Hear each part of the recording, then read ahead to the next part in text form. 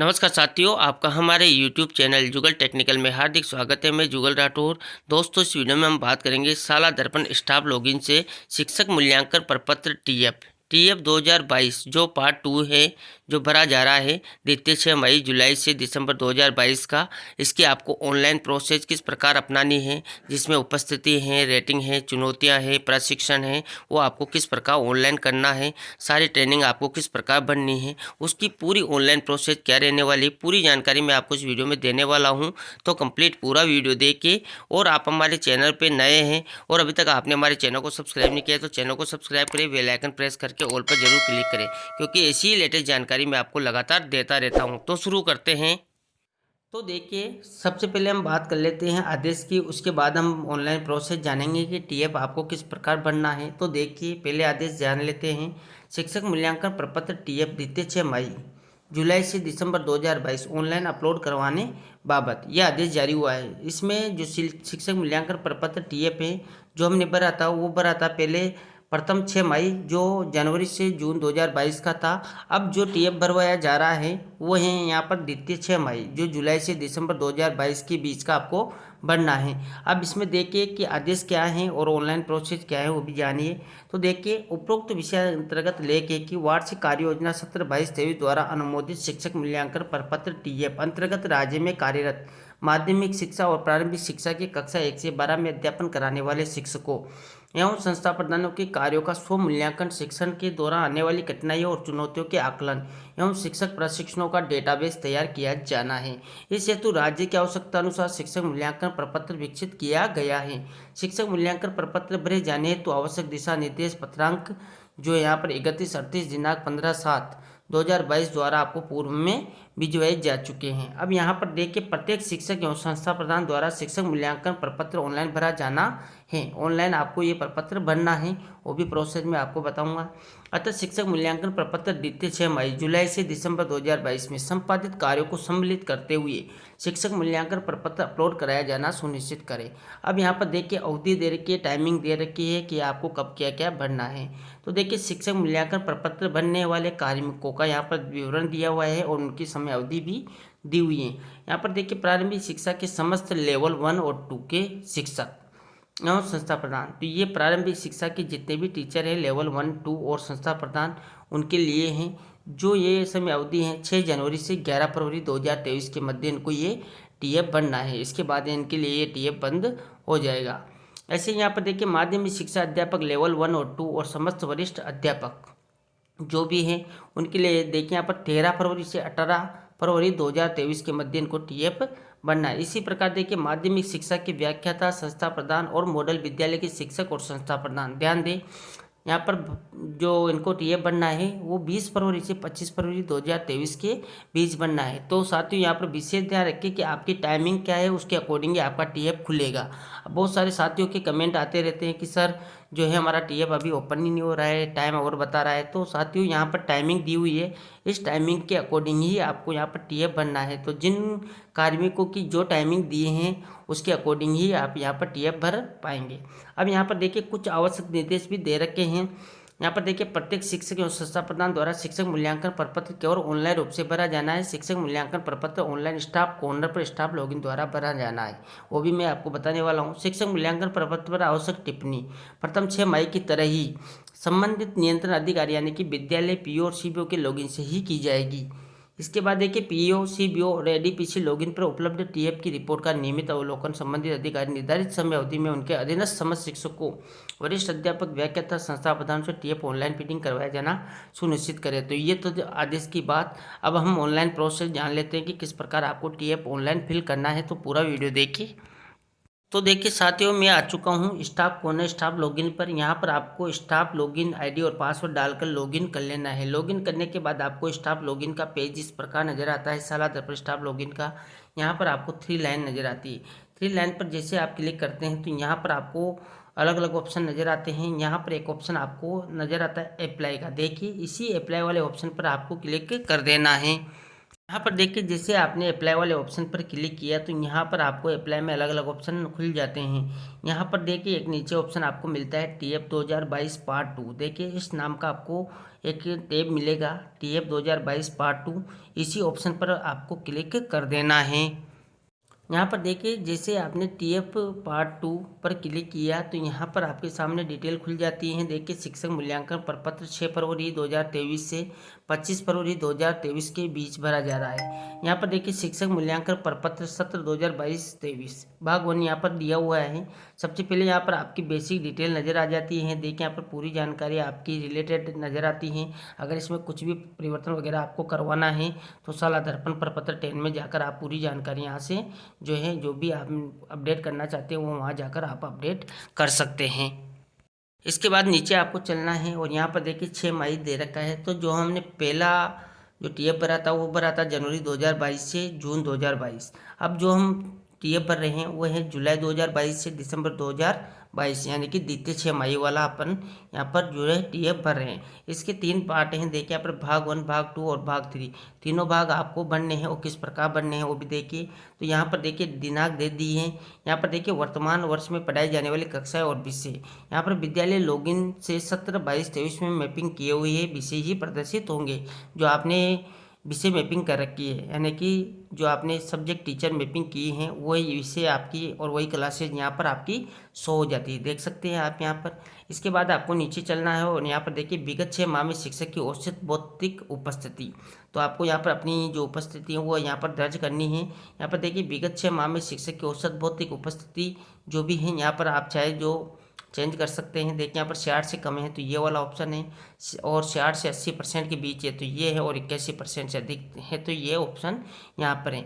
अन्य विभाग या संस्थान में प्रतिनियुक्ति या शैक्षिक गतिविधि पर रहे हैं, हाँ या ना पर आपको यहाँ पर जवाब देना है। अगर रहे हैं तो यस करें और नहीं रहे हैं तो यहाँ पर ना पर आपको क्लिक कर देना है। इसके बाद नीचे चलना है और नीचे आप कुछ को रेटिंग देनी है। तो देखिए यहाँ पर कृपया अपने कार्य निष्पादन को नीचे दिए गए मापदंड के अनुसार 1 से 5 तक की स्वयं रेटिंग देनी है। यहाँ पर देखिए संस्था प्रधान यदि स्वयं शिक्षक के रूप में प्रपत्र भर रहा है तो कॉलम संख्या 4 को PO या CBO द्वारा भरा जाना है, यानी कि ये वाला ऑप्शन है जो PO CBO द्वारा भरा जाना है। अब यहाँ पर देखिए औसत किस मतलब आपको रेटिंग देनी हो किस प्रकार देनी है। तो देखिए 1 का मतलब है औसत से कम, अगर आप यहाँ पर 1 फिल करते हैं तो ये होगा। 2 का मतलब औसत अच्छा, 3 का मतलब अच्छा और बहुत अच्छा, 4 है और 5 उत्कृष्ट है। तो यहाँ पर आपको निष्पादन सूचक दे रखे हैं, यानी कि अपने कार्य दे रखे हैं। इन कार्यों की आपको रेटिंग देनी है। यहाँ पर देखिए शिक्षक संस्था प्रदान द्वारा स्व मूल्यांकन किया जा रहा है तो वो यहाँ पर किया जा रहा है। तो यहाँ पर आपको रेटिंग देनी है 1 से 5 के बीच में। अब यहाँ पर आप इनको अच्छे से रीड करके यहाँ पर अपनी रेटिंग दे दें। इस प्रकार जितने भी टॉपिक हैं देखिए पेशेवर और ज्ञान से समझ जो रखते हैं उससे रिलेटेड कोई टॉपिक हैं तो उन पर आपकी रेटिंग क्या है तो वो आप यहाँ पर फिल कर दें। इस प्रकार यहाँ पर सारी रेटिंग आपको फिल कर देनी। व्यवस्था के अभ्यास और योग्यता की भी देखिए यहाँ पर इस प्रकार रेटिंग फिल कर दें। जैसे यहाँ पर पूरी रेटिंग आप कंप्लीट कर देते हैं, देखिए व्यवसाय विकास और वृद्धि पर आपकी रेटिंग जो है 1 से 5 के बीच में आपको देनी है वो यहाँ पर फिल कर दें। ऐसे जैसे आप यहाँ पर फिल कर देते हैं तो यहाँ पर टोटल आपको नज़र आ जाता है जितने भी आपको अंक दिए गए हैं। इसी प्रकार देखिए शिक्षक संस्थान प्रदान के उक्त निष्पादन सूचकों के आधार पर नियंत्रण अधिकारी द्वारा शिक्षक संस्थान प्रदान शिक्षक या संस्था प्रदान की दी गई रेटिंग। तो आपकी जो रेटिंग दी गई है उसके अकॉर्डिंग यहाँ पर टिक बॉक्स में आपका यहाँ पर रेटिंग के अकॉर्डिंग आ जाता है। इसके बाद देखिए यहाँ पर एक नोट दिया हुआ है, यह सुनिश्चित कर ले कि एक बार लॉक करने के पश्चात इस विद्यालय के स्ट्रीम या उनके विषय प्रविष्टि अपडेट परिवर्तित न हो पाएगी। तो आप यहाँ पर एक बार ध्यान से इसको जो है कंप्लीट कर ले, उसके बाद ही यहाँ पर लॉक करें, नहीं तो आपका यहाँ पर अपडेट या परिवर्तन भी नहीं हो पाएगा। तो इसको ध्यान रखें। इसके बाद देखिए यहाँ पर नीचे संस्था प्रदान के कार्य के संबंध में टिप्पणी है। तो यहाँ पर देखिए संस्था प्रदान के कार्य का समग्र मूल्यांकन नियंत्रण अधिकारी संबंधी कॉलम में टिक के अलग हस्ताक्षर करें। तो यहाँ पर पहले तो आपको रेटिंग देनी है कि आपका कार्य कैसा है, तो जो भी है उसकी यहाँ पर ये हो जाएगा। नियंत्रण अधिकारी का नाम आपका यहाँ पर अभी ऑटो फिल है, अगर आपका नाम फिल नहीं है तो यहाँ पर अपने PO या जो भी है आपका नियंत्रण अधिकारी उसका नाम आपको फिल करना है, उनके मोबाइल नंबर यहाँ पर दर्ज करने हैं। ये सारी जानकारी आप कंप्लीट कर लेते हैं। उसके बाद आपको यहाँ पर सेव का बटन नज़र आता है, सेव पर आपको क्लिक कर देना है। तो आपका यहाँ पर डाटा जो है भाग 1 का सेव हो जाता है। इसके बाद मैं भाग 2 में आ चुका हूँ, यहाँ से आप भाग 2 पर आ जाएं। इसके बाद देखिए यहाँ पर 1.6 है, शिक्षक संस्था प्रदान द्वारा शिक्षण कार्य को बेहतर बनाने में महसूस की जाने वाली चुनौतियों का किन्हीं 3 बेहद कठिन चुनौतियों को घटते क्रम में वरीयता देनी है, यानी कि सबसे बड़ी चुनौती को 1, उससे कम है तो 2 और उससे भी कम है तो 3। इस प्रकार आपको घटते क्रम में वरीयता देनी है। जैसे कि यहाँ देखिए सबसे बड़ी चुनौती को 1 है, उससे छोटी को 2, इसी प्रकार पुनः उससे छोटी चुनौती को 3, यानी कि घटते क्रम में वरीयता देनी है। यहाँ पर देखिए चुनौतियाँ दे रखी है शिक्षक संस्था प्रदान के द्वारा, यहाँ पर उनको जो है रैंकिंग देनी है 1, 2, 3 में। तो यहाँ पर 3 बिंदु आपको ऐसे लेने हैं जिनकी आपको जो चुनौतियाँ आपके लिए हैं, जो सबसे बड़ी चुनौती है उसको 1, उससे छोटी को 2 और उससे भी छोटी है तो उसको 3 अंक आप यहाँ पर दे दें। तो इस प्रकार यहाँ पर देखिए चुनौतियाँ दे रखी हैं, जो भी आपको लगता है उस पर आपको यहाँ पर रेटिंग देनी है। देखिए यहाँ पर 6-7 रेटिंग चुनौतियाँ हैं, 8, 9, 10, इस प्रकार यहाँ पर 10 चुनौतियाँ दे रखी हैं। इनमें से आपकी सबसे बड़ी चुनौती कौन सी है? जैसे मान लीजिए आपकी सबसे बड़ी गैर चुनौती है शिक्षक पदों की रिक्तता, तो 1 दे दें। गैर शैक्षणिक कार्य तो 2 हैं। इसी प्रकार विद्यालय में कार्य की अधिकता तो 3। जो भी है आप उस प्रकार से यहाँ दे सकते हैं। मैंने यहाँ पर एक आइडिया आपको बताया है। इसके बाद देखिए यहाँ पर जो पॉइंट नंबर 1.7 है, इसमें शिक्षक संस्था प्रदान द्वारा जिन प्रशिक्षणों की आवश्यकता महसूस की जा रही है, किन्हीं 3 आवश्यकता वाले प्रशिक्षण को आवश्यकता के अनुसार संबंधित बॉक्स में घटते क्रम में वरीयता दें। जैसे कि सर्वाधिक आवश्यकता वाले प्रशिक्षण को 1, उससे कम वाले को 2 और उससे भी कम वाले को 3 यहाँ पर आपको देना है। तो यहाँ पर देखिए आपके सामने प्रशिक्षण दिए हुए हैं कि किस विषय में आप प्रशिक्षण लेना चाहते हैं। जैसे मान लीजिए आप विज्ञान और गणित में कठिनाई सबसे ज़्यादा महसूस करते हैं तो आपको यहाँ पर 1 नंबर दे देना है। उससे कम अगर आप गणित अंग्रेजी में होता है तो 2 दे दें। इस प्रकार आपको जो भी लगता है 1, 2, 3 आप यहाँ पर उसको चुनौतियों के रूप में जो है टिक नंबरिंग दे दें। इसके बाद यहाँ पर नीचे चलना है। देखिए अगर आपका यहाँ से पहले से ऑटोफिल है तो यहाँ पर रिसेट ऑल आप कर दें। रिसेट ऑल करने के बाद आप फिर से भर के इसको जो है यहाँ पर कर दें। इसके बाद देखिए यहाँ पर शिक्षक द्वारा या संस्था प्रदान द्वारा स्वयं के कार्य के बारे में किया गया योगदान प्राप्त पुरस्कार, अगर आपने यहाँ पर कोई भी योगदान दिया है या पुरस्कार आपने प्राप्त किया है तो उन पर आपको यहाँ पर टिक कर देना है। यहाँ पर देखिए सभी प्रकार के जो है कार्य दिए हुए हैं। विद्यालय के बौद्धिक विकास में योगदान है, शैक्षिक गतिविधियों का संचालन है, क्रियात्मक अनुसंधान पुरस्कार, लेखन कार्य, कोविड-19 प्रबंधन, रंगोत्सव में प्रतिभागिता और अन्य योगदान जो भी हैं आप उन सब पर यहाँ पर टिक कर सकते हैं। जो भी आपने कार्य किए हैं वो सब यहाँ पर आप टिक कर दें और लास्ट में आपको यहाँ पर सबमिट का ऑप्शन नज़र आता है, यहाँ पर सबमिट आपको कर देना है। इसके बाद देखिए भाग 3। इसके बाद देखिए साथियों में भाग 3 में आ चुका हूँ और यहाँ पर देखिए भाग 2 की कुछ जानकारी है। शिक्षक संस्था प्रदान की प्रशिक्षण संबंधी सूचना, तो यहाँ पर देखिए आपको 2.1 में क्या करना है। तो देखिए ये भाग 1 जुलाई 2022 से 31 दिसंबर 2022 तक जिन प्रशिक्षण कार्यालयों में जिस भूमिका में आपने भाग लिया उसका विवरण यहाँ पर भरना है। यहाँ पर देखिए नीचे कॉलम संख्या 5 और 7 में 1, 2, 3, 4 एवं 5 में से कोई एक कोड आपको भरना है। तो देखिए यहाँ पर कॉलम संख्या 5 के लिए शिक्षक हैं तो 1 भरना है। यहाँ पर कॉलम संख्या 5 और 7 की बात हो रही है कि आपको क्या क्या भरना है। तो देखिए अगर कॉलम संख्या 5 की हम बात करते हैं प्रशिक्षण में भूमिका, तो यहाँ पर देखिए प्रशिक्षण में आपकी भूमिका क्या रही है। अगर एक शिक्षक के रूप में रही तो 1, प्रधानाध्यापक है तो 2, प्रशिक्षक है तो 3, सामग्री निर्माण करता है तो 4। और कॉलम संख्या 4 में देखिए अगर आपने प्रशिक्षण कहाँ से लिया है, देखिए आयोजनकर्ता कौन है। तो अगर डाइट से प्रशिक्षण लिया है तो 1 है और समग्र शिक्षा से प्रशिक्षण लिया है तो 2 है और RSCERT उदयपुर द्वारा आपने प्रशिक्षण लिया है तो 3 है और गैर सरकारी संगठन के द्वारा लिया है तो 4 आपको भरना है। इस प्रकार आपको यहाँ पर प्रशिक्षण जो है भर देने हैं। यहाँ पर देखिए प्रशिक्षण आपने जो भी लिए जिन भी कार्यशालाओं में आपने भाग लिया है वो यहाँ पर देख सकते हैं। देखिए प्रशिक्षण कार्यशालाओं के नाम यहाँ पर आ जाते हैं। देखिए एप्लायन प्रशिक्षण है, नवीन पाठ्यक्रम आधारित प्रशिक्षण है, CC है, SMC प्रशिक्षण है, क्लस्टर स्तरीय एक दिवसीय प्रशिक्षण है या उच्च प्राथमिक विद्यालय के प्रधानाध्यापकों हेतु प्रशिक्षण है, कंप्यूटर का है, गणित विज्ञान की जो कठिन बिंदुओं का प्रशिक्षण है। ऐसे बहुत सारे प्रशिक्षण यहाँ पर दिए हुए हैं। आपने जिस भी प्रशिक्षण में भाग लिया है उसको आप यहाँ पर देख सकते हैं। और आपने देखिए निष्ठा या दीक्षा पोर्टल पे जो भी ट्रेनिंग की है, देखिए यहाँ पर निष्ठा एलिमेंट्री है, निष्ठा सेकेंडरी है, दोनों यहाँ पर दे रखी हैं। इसी प्रकार देखिए दीक्षा 1 से 5 है, दीक्षा 6 से 8 है और दीक्षा 9 से 12 है। यहाँ पर साइबर सिक्योरिटी है। यहाँ पर देख सकते हैं सभी प्रकार की ट्रेनिंग यहाँ पर दी हुई है। जिस भी ट्रेनिंग में आपने भाग लिया उसको यहाँ से सिलेक्ट आप आसानी से कर सकते हैं। इस प्रकार यहाँ पर अगर आपने कोई ट्रेनिंग नहीं ली है तो यहाँ पर कोई ट्रेनिंग वाला ऑप्शन भी यहाँ पर मौजूद है, या अन्य कोई और ट्रेनिंग आपने ली है तो अन्य का ऑप्शन भी यहाँ पर आपको मिल जाता है। इसके बाद देखिए साथियों यहाँ पर प्रशिक्षण कार्यशाला की प्रारंभिक दिनांक मांगी जाती है। यहाँ पर प्रारंभ कब हुआ था वो प्रशिक्षण की दिनांक आपको यहाँ पर भरनी है। प्रशिक्षण कार्यशाला की अवधि कितने दिन की है वो यहाँ पर फिल करनी है। प्रशिक्षण में आपकी भूमिका क्या है जो मैंने ऊपर ही बता दिया है आपको।